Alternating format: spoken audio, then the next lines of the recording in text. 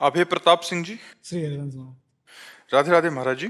महाराज जी, मेरा प्रश्न है कि दुख और प्रतिकूल परिस्थितियों में भी भगवत कृपा का अनुभव कैसे होता है और कैसे करें? जब खूब नाम जप करोगे, जब खूब नाम जप करोगे तब कृपा का अनुभव होगा।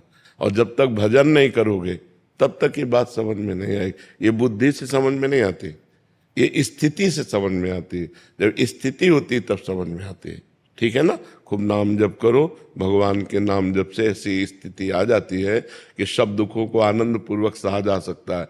प्रहलाद जी 5 वर्ष के बालक है, महान भक्त हुए। हिरण्यकश्यप त्रिभुवनपति है, हर उपाय कर लिया प्रहलाद जी के मरवाने का, लेकिन बाल बांका कर पाया क्या? हर विपत्ति में मेरा हरि है 1000 हाथ वाला। देख रहे हैं कि भगवान ऐसे किए हुए। तो ये अनुभव भक्त को होता है, अभक्त को थोड़ी होता है।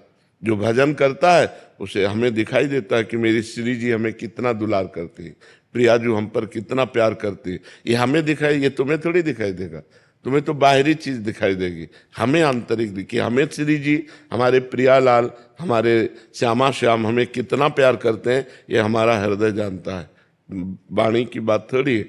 तो ये भजन से पता चलेगा कि हमें भगवान कितना प्यार करते हैं। और भगवान का विधान कभी अमंगलकारी नहीं हो सकता। मंगल भवन है तो उन्होंने हमें दुख दिया, तो इसमें भी विधान मंगल है, इसमें भी मंगल विधान।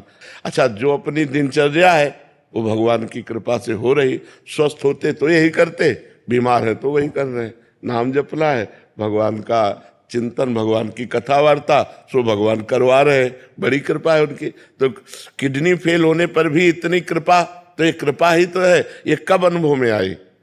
जब हम भगवान का भजन कर रहे हैं। भगवान का जब हम भजन करते हैं तो हमें हर चीज पॉजिटिव नजर आती है।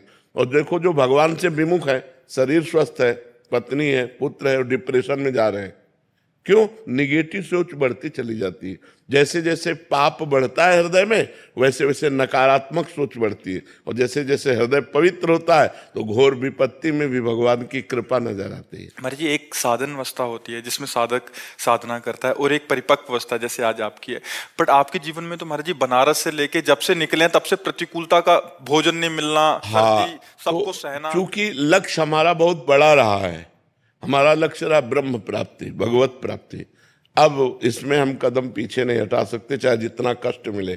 तो वो जो जिसे तुम कष्ट कहते हो वो हमारी तपस्या बन गई, वो हमारी साधना बन गई, वो हमारी जितेंद्रियता बन गई। महाराज जी, तब आपको लगा नहीं महाराज जी? अभी तो महाराज जी नहीं, हमको केवल एक ही बात लगती थी कि हमें भगवान दर्शन दे। और ये प्रतिकूलता को भान ही नहीं, बिल्कुल नहीं, कभी हमें नहीं लगा।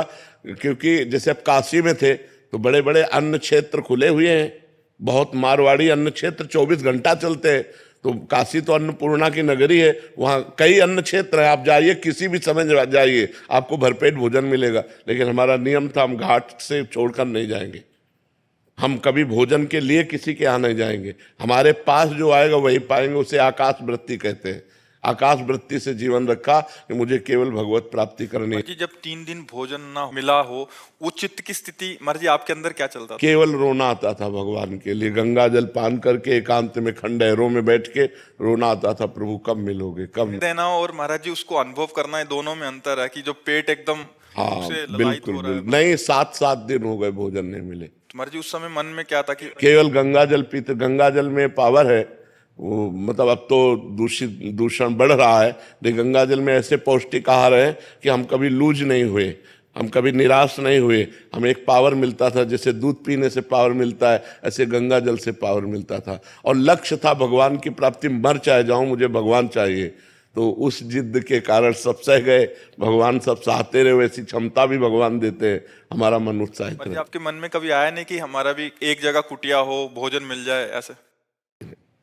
कभी हमारे मन में ऐसा नहीं आया। ये वृंदावन में व्यवस्था भगवान ने जब कर दी कि अब अखंड वृंदावन वास करना है। जब हमारी किडनी खराब हुई, ये परमात्मा की, इन रूपों में परमात्मा ही तो प्यार कर रहा है। अगर हमने परमात्मा को जीवन दिया तो परमात्मा लाखों रूपों में हमें प्यार करता है। तो हमें प्रतिकूलता तभी अनुभव में आएगी जब हमारा हृदय भगवान से विमुख होगा। अगर भगवान के सन्मुख हो तो हर बात कृपा नजर आएगी, कि भगवान की कृपा ही इसमें है। पर जी आज अनुकूलता तो आज आप कैसे देखते हैं महाराज जी? अगर बाहरी अनुकूलता, हमारी दृष्टि में इसका कोई महत्व नहीं है। आज भी मैं अकेला ही हूं, जैसे घर से निकले थे वैसे आज भी है। हमारे पास कुछ नहीं है, ये सब श्री जी का वैभव है, श्री जी का खेल है।